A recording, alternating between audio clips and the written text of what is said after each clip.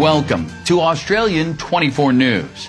Some breaking news on the up-and-coming election in Bangladesh. First headlines, Bangladesh Awami League government has denied visas to a team of 32 American election observers. The U.S. Congress has passed a resolution demanding democracy and fair election in Bangladesh. United Nations calls on stakeholders to ensure transparent Bangladesh polls. Both Facebook and Twitter shut down a number of Awami League-sponsored fake news sites ahead of the election.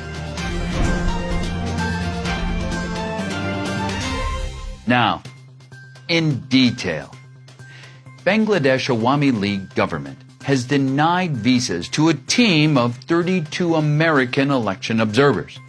The United States officially expressed their disappointment in this regard. On the 21st of December, in an official press statement, U.S. Department of State says that the United States is disappointed by the government of Bangladesh's inability to grant credentials and issue visas to the international election monitors from the Asian Network for Free Elections. The State Department added that the Asian Network for Free Elections was forced to cancel its observation mission for the December 30th election in Bangladesh. Earlier in December, the U.S. Congress passed a resolution demanding democracy and fair election in Bangladesh. In this resolution, considering U.S. economic and strategic interests in Bangladesh, the House of Representatives reaffirmed the commitment of the United States to promote free, fair, transparent, and credible elections in Bangladesh. The U.S. ambassador to Bangladesh has recently stated that his country will support a large group of international observers to travel and carry out their duties during the election time. However, it appears that Awami League government's intention is not to accept any authentic, credible, and renowned international observers. Instead, they are planning to hire some foreign individuals to act as the election observers in order to give some sort of legitimacy to this pre-decided stage election. Additionally, our reporting team has found that few selected individuals from the UK have already arrived in Bangladesh, and such an effort to hire more sponsored observers is going on in Australia and in Europe. Another report has recently revealed that the ruling party has been spreading false information regarding the observers from the European Union. On the 25th of November, some government-invited selected individuals from Europe visited Bangladesh and expressed their satisfaction about the up-and-coming election, which was then widely and falsely circulated by the Awami League government. The EU officially instantly published a statement on the 27th of November refuting the government's statement. The EU official strongly stated that the European Parliament will not observe this electoral process and consequently will comment neither on the electoral process nor on the results afterwards. In their statement, they also mentioned that no member of the European Parliament has been mandated to observe or comment on this electoral process on its behalf. So it appears that false propaganda became the last resort for the ruling party of Awami League to cling on to the power through a rigged election. Facebook shuts down a number of Awami League-sponsored fake news sites ahead of election. The news sites were all designed to look like authentic news pages, such as BBC.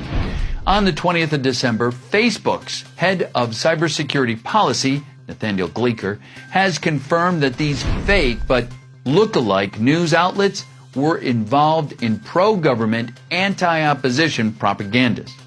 Twitter later said it had suspended 15 accounts originated from Bangladesh for engaging in coordinated manipulation. Based on Twitter's initial analysis, it appears that these accounts have ties to state-sponsored actors.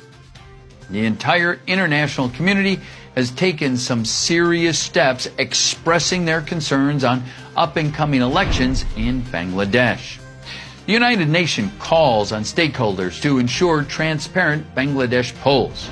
Australia's Green Party expressed their concern about serious human rights violations in Bangladesh. In an interview with Australian 24 News, the Australian Senator Janet Rice emphasized on the importance of free and fair elections in Bangladesh. I think it's so important that the Bangladeshi government make sure that the elections are free and fair, that they need to stop any of the circumstances of the extrajudicial killings, the tortures, the disappearances. Clearly, if you're going to have a democracy, it's got to be a real democracy. And so as Greens, we're calling upon the Bangladeshi government to allow free and fair elections to make sure that they occur on the 30th of December. Thank you so much. Michael Kugelman, Deputy Director of the Asia Program and Senior South Asia Associate at the Wilson Center, William Millam, and Wilson Center Senior Scholar and former U.S. Ambassador to Bangladesh, also expressed their concerns on free and fair election in Bangladesh. Because I think the United States feels very strongly that Bangladesh needs a free and fair election to really get into the countries that are going in the right direction. And I would think that it has positive implications that a free and fair election. I think just exactly what the UN has been doing, and that's by issuing a number of statements calling for a free and fair election. That's another indication, I think, of how seriously the U.S. is taking this election. With few days remaining for the election, Awami League government is using brutal force and opposition to indiscriminately and to implement a staged election. Human Rights Watch reported that the Awami League government is trying to create panic, crackdown, and repression. The interesting thing is the people of Bangladesh do not seem to be very scared of the government's recent brutality. Stay tuned for more information.